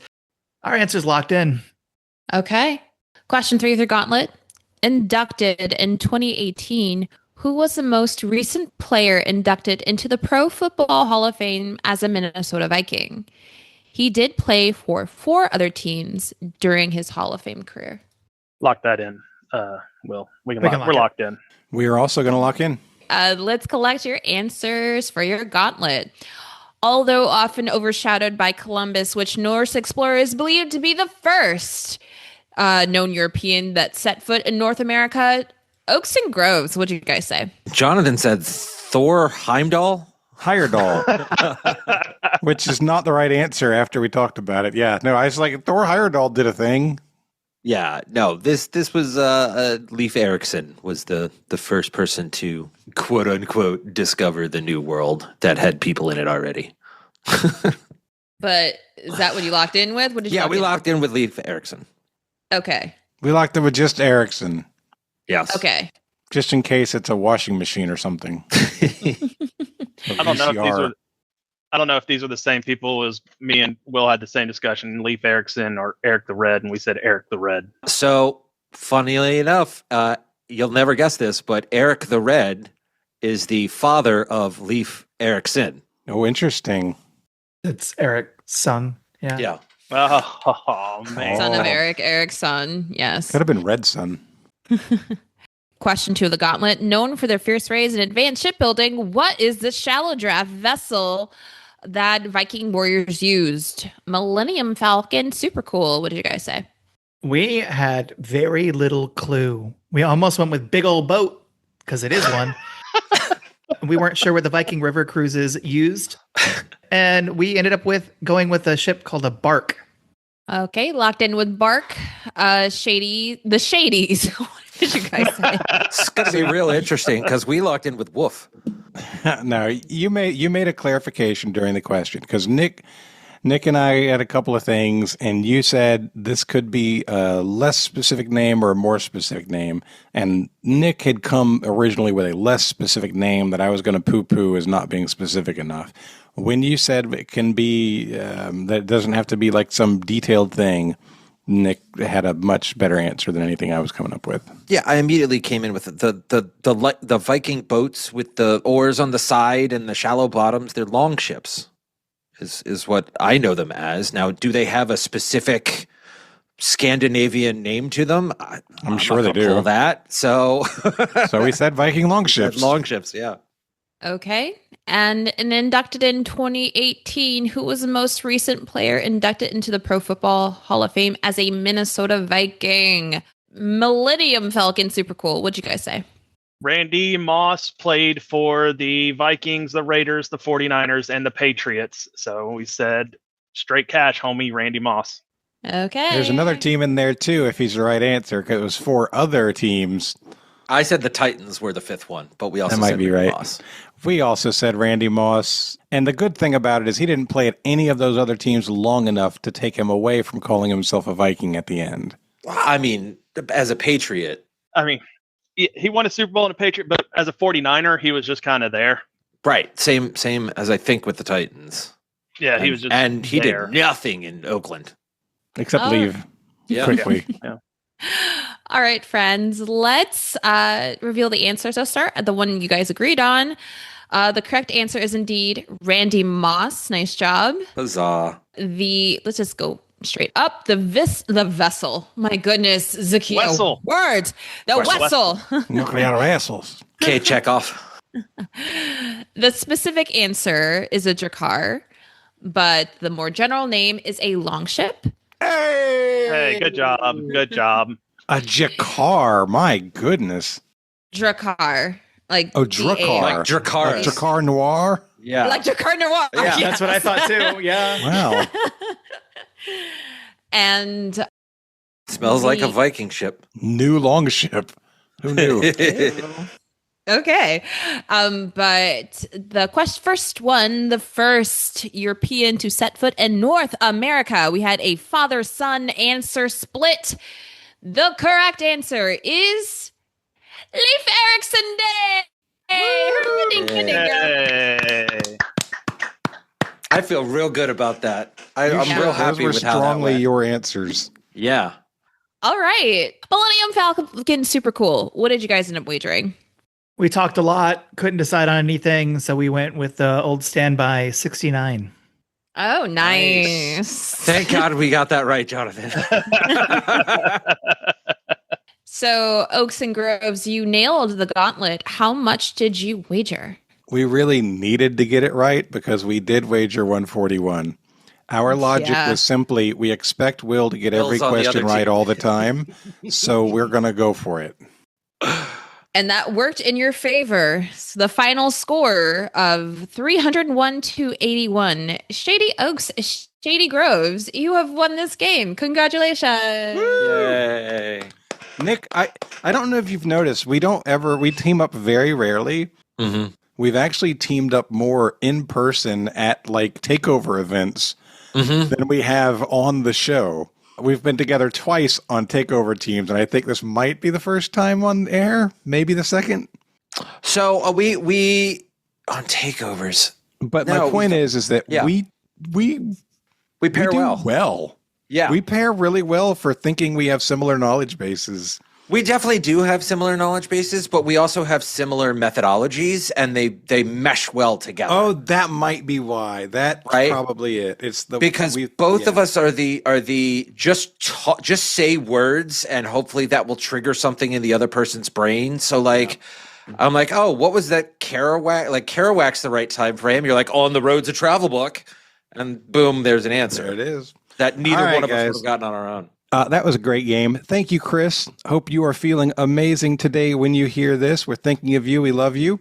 Before we go, we like to give everybody a chance to do shout outs and promote causes that they care about.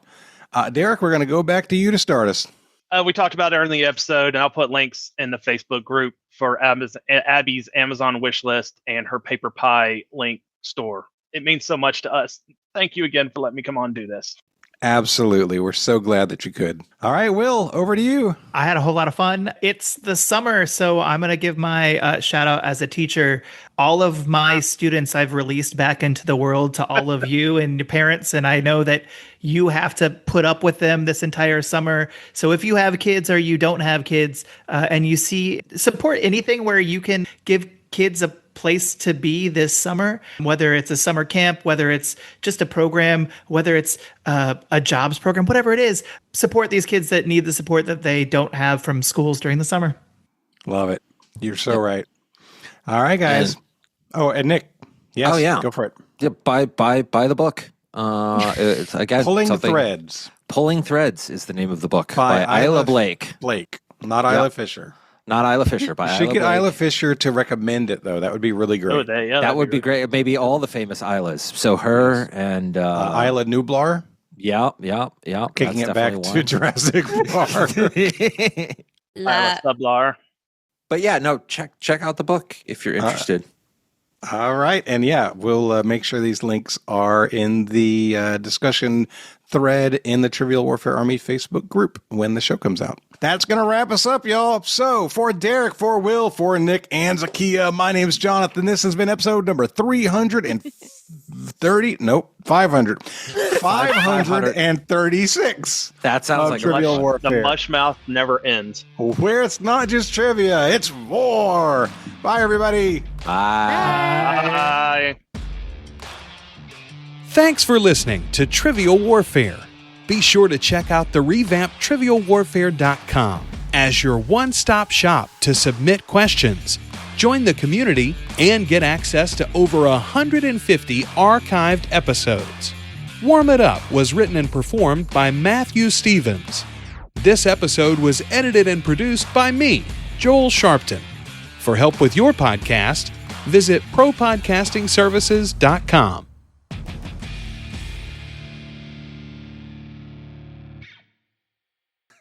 I'm trying to figure out if we should trash the question or not. No, let's take a vote. We can give them the question. They will do it if Will agrees to be on my SporkleCon team because I'm down one player and I know he's looking. I can't. Why? Because you want to win. If I go, Kent has already claimed me. I'm sorry. All right, fine. let's do this. I can give you. Let's do this. I don't have a person to give. Actually, I want Whitney to go, but I don't know if she can.